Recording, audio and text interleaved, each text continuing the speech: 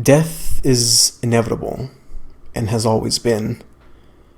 Eventually, everything dies. There's a balance of order and chaos evident throughout the universe, so it would make sense that death would be as much a part of life as life itself. However, this doesn't prevent the thought of dying from being incredibly uncomfortable. It just feels unnatural, maybe even impossible for some to imagine oneself not being alive, especially when life is the only known state of being. Religion gives people hope that death isn't the end of life, but rather an extension of the soul, while others might concede to the notion that they will just return to being nothing. But no matter how sophisticated our societies become, or how advanced our technology becomes, we can't, and will probably never know what it's like to be dead.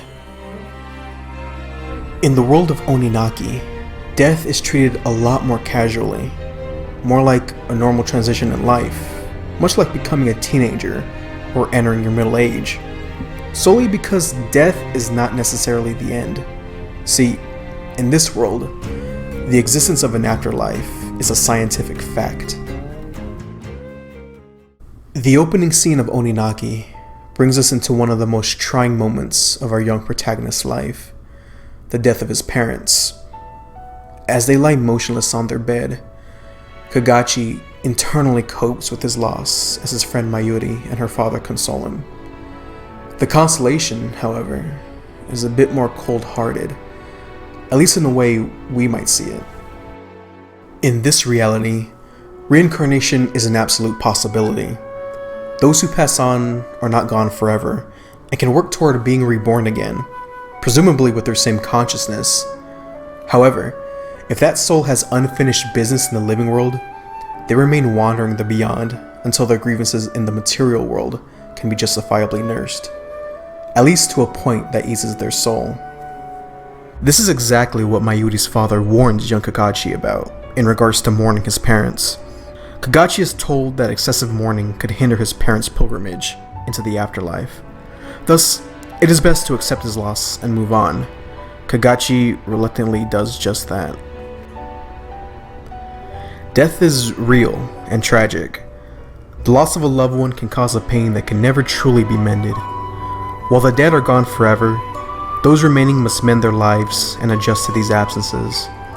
In Mexican culture, El Dia de los Muertos gives life back to those who have passed in a bright and colorful celebration of the dead, allowing family to have perennial peace of mind. After all, funerals aren't really meant for the dead, but for the living. Oninaki gives us a look at death that many of us have never considered.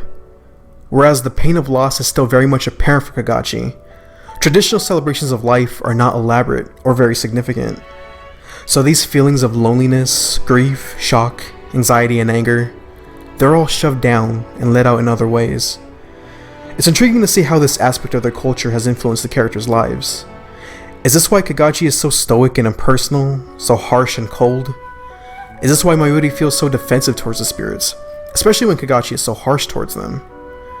Is this why their colleagues joke so easily and crudely about death and dying? Now, 20 years after the death of Kagachi's parents, we meet Kagachi and Mayuri, now adults having entered a career as watchers, sword-wielding ninja detectives who can openly communicate with those who have died but are trapped in the beyond. In fact, they can freely traverse between the beyond and living world as they see fit. With such a relaxed view of death, watchers are treated by the community similarly to police officers, rather than sacred members of a clergy, as they might be in other media, making death and their dealing with death-related crimes much more commonplace in their world. It's a job, a pretty respectable job, but a job nonetheless. Of course, with any detective work, there's always going to be danger, and sometimes swords aren't enough. This requires the communion between a watcher and a demon, who grace the battlefield with a flurry of special attacks and skills, cutting any obstacle down to size.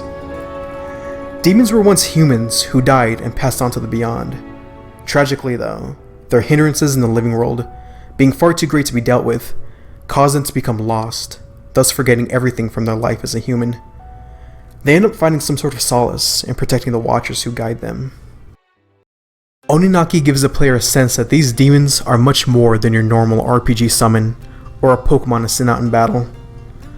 Aisha and Zav battle in unison with Kagachi to dispatch their enemies.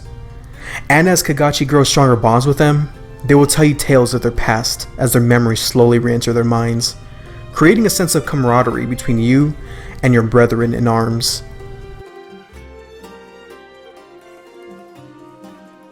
Demons Aisha and Zav aid Kagachi on various assignments, including one such gruesome operation that is reminiscent of horrid real-life events. The religious cult Ark of Hope have committed mass suicide in an abandoned township. The cult promises their followers that the only way to truly pass on in death is to follow their preachings. Upon investigating the bloody aftermath, Kagachi meets with a young boy who had been a part of the mass suicide, trapped in the beyond, claiming he is looking for one of their leaders to lead him onward. Heartbreakingly, it is discovered that the leader had not actually died, but rather tricked them into committing suicide. The scheming cult leader continued recruiting more and more people, even while his beloved followers took their own lives. Whatever he was getting out of his poor recruits, money or labor, he easily dispatched them with the promise of an afterlife, only to start anew with another batch of unsuspecting disciples.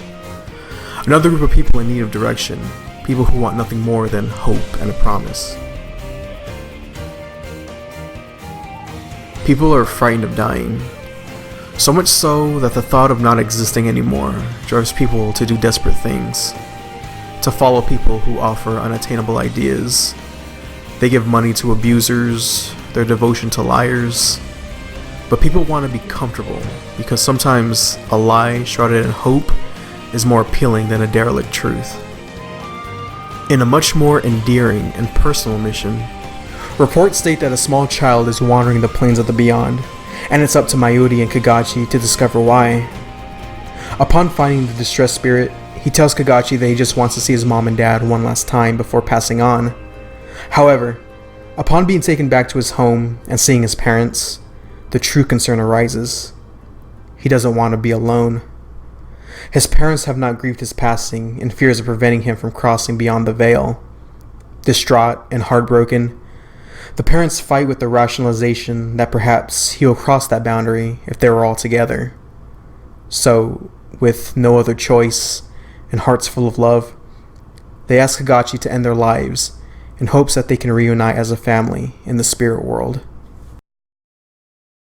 Seeing this scene play out was the point where I truly thought Oninaki had the bite it needs to delve into these sensitive narratives.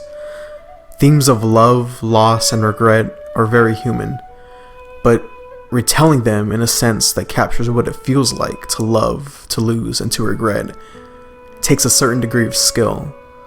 At the very least, Oninaki has set up the foundation to explore such themes. Death is as much a part of our world as it is in the world of Oninaki. But whereas if I start talking about death to one of my coworkers, or begin drunkenly explaining what I think there is beyond life on a stream, it probably wouldn't go down too eloquently. But then you have this game with a town full of people who just bring it all up in normal conversation, like a kid who can just openly give his crush a promise ring, not for marriage, but to stay together even in death. Oninaki has the potential to bring us a captivating look at the macabre, and I feel a sort of comfort with being able to discuss about the inevitable and undeniable. I know it's not a sure thing that Oninaki will hit all these narrative points with precision, but at the very least I'm intrigued. I'm willing to see how deep and painful the devs dig their claws into us, their idea of this alien culture of death.